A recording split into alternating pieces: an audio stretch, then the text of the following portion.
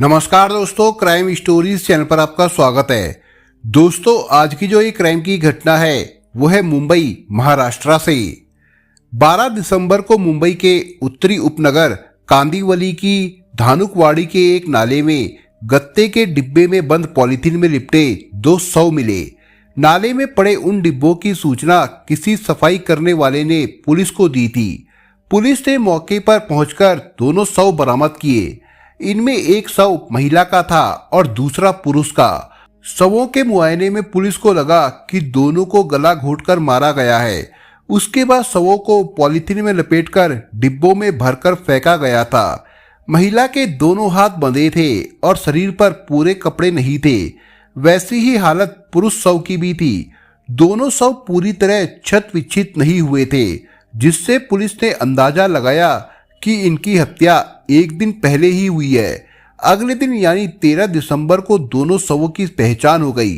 महिला का शव मशहूर कलाकार चिंतन उपाध्याय की तरह प्रसिद्ध कलाकार उनकी पत्नी हेमा उपाध्याय का था, जबकि दूसरा शव हेमा के वकील हरीश भंबानी का था। हेमा और हरीश दोनों ही 11 दिसंबर की शाम से लापता थे। हेमा उपाध्याय के घरेलू नौकर हेमंत मंडल ने पुलिस को 11 दिसंबर की शाम को ही हेमा के लापता होने की सूचना दे दी थी। हेमा के घर वालों ने भी उसी दिन पुलिस को उनकी गुमशुदगी के बारे में तहरीर दे दी थी। कलाकार हेमा उपाध्याय के शव मिलने के बाद देश के कला जगत में सनसनी फैल गई थी। पुलिस ने अज्ञात लोगों के खिलाफ हत्या और सबूत मिटाने का मुकदमा दर्ज करके जांच शुरू कर दी। दोनों शवों का पोस्टमार्टम कराकर शव उनके घर वालों को सौंप दिए गए थे। घर वालों ने उसी दिन यानी 13 दिसंबर को ही उनका अंतिम संस्कार कर दिया था। एक तरफ मृतकों का अंतिम संस्कार हो रहा था तो दूसरी ओर पुलिस ने उन्हें मारने वालों में से 3 लोगों को हिरासत में ले लिया था, जिनके नाम थे प्रदीप राजभर, विजय राजभर और आजाद राजभर। इनसे की गई पूछताछ के बाद मुंबई पुलिस ने स्पेशल टास्क फोर्स की मदद से उत्तर प्रदेश के जिला वाराणसी के थाना बड़ा गांव के अंतर्गत आने वाले गांव कविरामपुर से शिव कुमार राजभर उर्फ साधु को गिरफ्तार किया। पुलिस ने गिरफ्तार किए गए लोगों से हेमा और हरीश के कई एटीएम कार्ड और मोबाइल फोन बरामद कर लिए। पुलिस को शुरुआती जांच में ही पता चल गया था कि हेमा उपाध्याय के अपने पति चिंतन उपाध्याय से संबंध अच्छे नहीं थे। पुलिस ने चिंतन उपाध्याय से भी लंबी पूछताछ की थी, लेकिन सबूत न मिलने की वजह से उन्हें छोड़ दिया गया था, जबकि हेमा के घर वालों ने पहले ही चिंतन पर संदेह जताया था। पुलिस ने चिंतन को जरूर छोड़ दिया था, लेकिन चोरी छिपे उन पर नजर रखे हुए थे। 21 दिसंबर की शाम पुलिस ने चिंतन को पूछताछ के लिए एक बार फिर से थाने बुलाया। रात भर पूछताछ चलती रही। इस पूछताछ में उसने जो भी बयान दिया उनमें कुछ बातें विरोधाभासी थी, जिसके बाद 22 दिसंबर को पुलिस ने उसे धारा 302, 201 और 120 बी के तहत गिरफ्तार कर लिया। पुलिस ने चिंतन को उसी दिन अदालत में पेश किया और पूछताछ एवं सबूत जुटाने के लिए 1 जनवरी 2016 तक के लिए रिमांड पर ले लिया। पहले गिरफ्तार किए गए 4 आरोपी भी रिमांड पर चल रहे थे। इन सभी से पूछताछ में मुख्य अभियुक्त के रूप में विद्याधर राजभर उर्फ गोटू का नाम सामने आया। अब पुलिस विद्याधर को पकड़ने की कोशिश कर रही थी, लेकिन लाख कोशिश के बाद भी वो पुलिस की पकड़ में नहीं आया। गिरफ्तार लोगों से की गई पूछताछ में इस बहुचर्चित दोहरे हत्याकांड की जो कहानी सामने आई वो कुछ इस प्रकार से थी। हेमा उपाध्याय चिंतन से शादी से पहले हेमा हिरानी थी। हेमा का जन्म सन 1972 में गुजरात के बड़ौदा में हुआ था। सन 1992 में हेमा जब बड़ौदा की महाराजा सयाजी राव यूनिवर्सिटी में फाइन आर्ट की बैचलर डिग्री की पढ़ाई कर रही थी, तभी उनका परिचय चिंतन उपाध्याय से हुआ। चिंतन उपाध्याय राजस्थान का रहने वाला था। उसका जन्म सन 1972 में बांसवाड़ा जिले के प्रतापुर गांव में हुआ था। चिंतन के पिता विद्यासागर उपाध्याय विख्यात चित्रकार और रिटायर्ड प्रोफेसर थे। वो नेशनल ललित कला अकादमी नई दिल्ली के राष्ट्रीय पुरस्कार सहित कई अन्य पुरस्कारों से सम्मानित है। पिता की चित्रकारी, कूची और कैनवास को देखकर चिंतन में भी चित्रकारी के प्रति रुचि बढ़ती गई। उसने भी पेंटिंग में फाइन आर्ट की बैचलर डिग्री लेने के लिए बड़ौदा की महाराज सयाजी राव यूनिवर्सिटी में प्रवेश ले लिया। चिंतन और हेमा एक ही बैच में पढ़ रहे थे। उनकी उम्र भी लगभग बराबर थी। साथ साथ पढ़ाई करते और पेंटिंग बनाते बनाते दोनों एक दूसरे के साथ जीने की कस्में खाने लगे। उनका प्यार परवान चढ़ता गया। सन 1995 में दोनों ने बैचलर डिग्री की पढ़ाई पूरी करके पेंटिंग से फाइन आर्ट की मास्टर डिग्री के लिए उसी यूनिवर्सिटी में प्रवेश ले लिया। 2 सालों की मास्टर डिग्री की पढ़ाई के दौरान चिंतन और हेमा अपने प्यार की पेंटिंग को भी अनेक रंगों से सजाते रहे। अपने प्यार की कल्पनाओं को ड्राइंग शीट और कैनवास पर उतारते रहे। सन 1997 में दोनों ने मास्टर डिग्री हासिल कर ली। इस बीच उन्होंने अपनी बनाई पेंटिंग से देश के कला जगत में अपनी अच्छी पहचान बना ली थी। अब तक उनका प्यार इतना बढ़ चुका था कि वे एक दूसरे के बिना रह नहीं पाते थे। शायद यही वजह थी कि सन 1998 में हेमा और चिंतन ने शादी कर ली और मुंबई में बस गए। शादी करने के बाद मन को संतोष मिला तो हेमा और चिंतन की कलाकृतियों में और भी निखार आ गया। देश की अनेक प्रसिद्ध आर्ट गैलरियों में उनके चित्रों की प्रदर्शनियां लगने लगी। उनके चित्रों की सराहना भी खूब होती थी। हेमा उपाध्याय अपनी कलाकृतियों के साथ फोटोग्राफी के लिए भी जानी जाती थी। कला में सफलता मिलने के बाद हेमा और चिंतन आर्थिक रूप से मजबूत हुए तो उन्होंने मुंबई के पॉश इलाके जुहू में 1 करोड़ 20 लाख रुपए में एक फ्लैट खरीद लिया। इस फ्लैट में हेमा का हिस्सा 15% और चिंतन का हिस्सा 85% था। चिंतन ने हेमा के साथ मुंबई में फ्लैट भले ही ले लिया था, लेकिन जयपुर से उन्होंने नाता पहले की तरह ही बनाए रखा। निर्माण नगरी में रहने वाले अपने पिता विद्यासागर उपाध्याय के यहाँ वो बराबर आते जाते रहे। इसकी एक वजह ये भी थी कि मुंबई और दिल्ली की तरह जयपुर का भी कला की दृष्टि से एक महत्वपूर्ण स्थान है। अपने काम के सिलसिले में चिंतन देश के कई शहरों के अलावा विदेश भी जाते रहते थे। हेमा और चिंतन का वैवाहिक जीवन हंसी खुशी से बीत रहा था। दोनों अपने अपने काम से भी खुश थे। इसी बीच गुजरात दंगों के दौरान चिंतन उपाध्याय पूरे देश में उस समय सुर्खियों में आ गए जब उन्होंने बड़ौदा की अलकापुरी सृजन आर्ट गैलरी में न्यूड होकर प्रदर्शन किया। एक तरह तो हेमा और चिंतन का कैरियर ऊंचाइयां चढ़ रहा था, दूसरी ओर उनके बीच आत्मीयता घटती जा रही थी। चिंतन का कहना था कि उन्हें हेमा से जो शांति और समर्पण मिलना चाहिए वो नहीं मिल रहा था। अब तक दोनों के बीच झगड़े होने लगे थे। सन 1992 से 1998 के बीच के 6 सालों में प्यार की दीवारें जितनी मजबूत हुई थी अब वे दरकने लगी थी। झगड़े शुरू हुए तो प्यार और विश्वास घटने लगा। शादी के 12 साल बीतते बीतते दोनों के संबंध टूटने की कगार पर आ गए। चिंतन ने पुलिस को बताया कि हेमा उससे हमेशा गाली देकर बात करती थी। ये अमानवीय तो था ही, दिल को भी गहरा धक्का लगता था। जबकि पुलिस का कहना है कि चिंतन की खुद की सोच बड़ी घटिया थी, जिससे वो हेमा को परेशान करता था। इसी वजह से सन 2010 में हेमा ने मुंबई की अदालत में तलाक का मुकदमा दायर करा दिया था। इसके बाद मुंबई के जुहू स्थित फ्लैट में चिंतन और हेमा रहते तो एक साथ ही थे, लेकिन अलग अलग कमरों में। हेमा की ओर से तलाक के मुकदमे की पैरवी एडवोकेट हरीश भंबानी कर रहे थे। तलाक के मुकदमे के दौरान ही हेमा ने सन 2013 में चिंतन उपाध्याय के खिलाफ उत्पीड़न की शिकायत दर्ज कराई थी। हेमा ने आरोप लगाया था कि चिंतन उनके कमरे की दीवारों पर अश्लील चित्र बनाते हैं।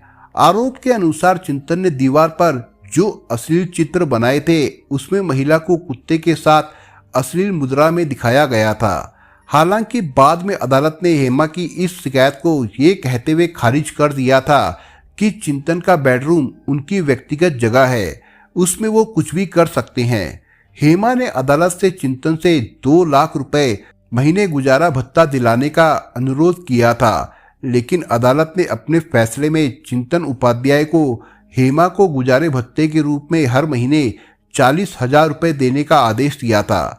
जनवरी 2015 में हेमा ने पारिवारिक अदालत में एक याचिका दायर करके अनुरोध किया था कि फाइनल सेटलमेंट के रूप में उसे चिंतन से 5 करोड़ रुपए दिलाए जाए। अगर चिंतन इतनी रकम एक साथ नहीं दे पाते तो वो 5 लाख रुपए हर महीने दे। दोनों के बीच सन 2014 में तलाक हुआ था, लेकिन भरण पोषण और संपत्ति के हिस्से का विवाद अभी भी अदालतों में चल रहा था। कहा जा रहा है कि अदालतों के चक्कर लगाते लगाते और मुकदमों में लाखों रुपए खर्च होने से चिंतन परेशान था, इसलिए उसने हेमा को मारने की साजिश रची। हेमा को मारने के लिए उसने किराए के हत्यारों के रूप में विद्याधर राजभर को चुना। विद्याधर राजभर उर्फ गोटू उत्तर प्रदेश का रहने वाला था। चिंतन पिछले कई सालों से उसे जानता था। मुंबई के कांदिवली में उसकी फोटो फ्रेमिंग की वर्कशॉप और वेयरहाउस था। वो फाइबर ग्लास बनाने और बेचने का भी काम करता था। साथ ही इमिटेशन ज्वेलरी सहित कई अन्य काम धंधे भी करता था। कई सालों पहले विद्याधर राजभर काम की तलाश में जयपुर आया था। तब चिंतन ने ही उसे काम दिलवाया था। उसने कई सालों तक जयपुर में काम किया। इसी बीच पेंटिंग से जुड़े कामों की वजह से वो चिंतन के पिता के संपर्क में आया। जयपुर में रहते हुए ही विद्याधर की चिंतन से अच्छी दोस्ती हो गई थी। बाद में विद्याधर मुंबई जाकर बस गया। चिंतन के माध्यम से ही विद्याधर की मुलाकात मुंबई में हेमा उपाध्याय से हुई थी। चिंतन के साथ हेमा के लिए भी वो पेंटिंग की फोटो फ्रेमिंग का काम करने लगा। इसी वजह से उसका चिंतन हेमा के जुहू स्थित फ्लैट पर आना जाना था। विद्याधर राजभर का चिंतन और हेमा से कारोबारी लेन देन भी था। एक बार विद्याधर के पिता गंभीर रूप से बीमार हुए थे तो चिंतन ने दोस्ती के नाते उसकी आर्थिक सहायता की थी।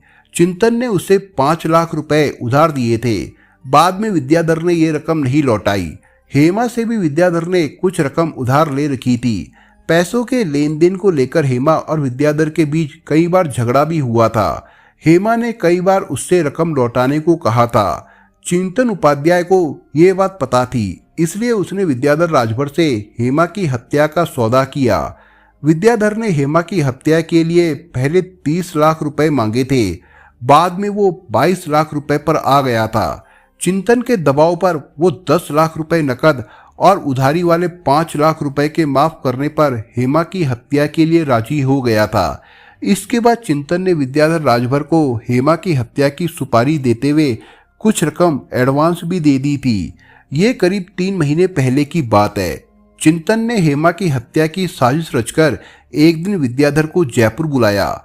विद्याधर जयपुर के निर्माण नगर स्थित चिंतन के घर आया तो उसने स्केच बनाकर उसे हत्या की पूरी योजना समझाई कि हेमा की हत्या कैसे करनी है।